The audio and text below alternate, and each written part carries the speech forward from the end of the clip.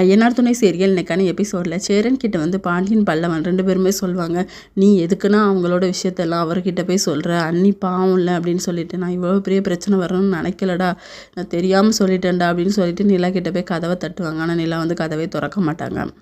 சேரன் வந்து ரொம்ப ஃபீல் பண்ணிவிட்டு நேராக சந்தாவோட வீட்டுக்கு போயிடுவாங்க. அங்கே போய் அவங்கக்கிட்ட சொல்லி ரொம்ப ஃபீல் பண்ணுவாங்க.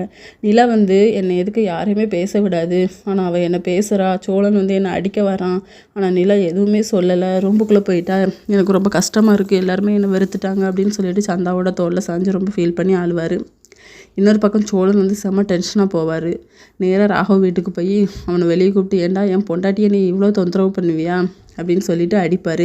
நான் போலீஸ்க்கு கால் பண்ணுறேன், என் மேலே கை வச்சிட்டல அப்படின்னு சொல்லி ஃபோன் எடுப்பாரா, கால் பண்ணடா, நீ என் பொண்டாட்டிக்கு எப்படி ஸ்டேட்டஸ் வச்சா எல்லாமே என்கிட்ட எவிடன்ஸ் இருக்குது, நான் காட்டுறேன், உன் கம்பெனி இழுத்து மூடிட்டு நீ வெளியே தான் போகணும் அப்படின்னு சொல்லிட்டு உடனே அவரும் பயந்துருவார்.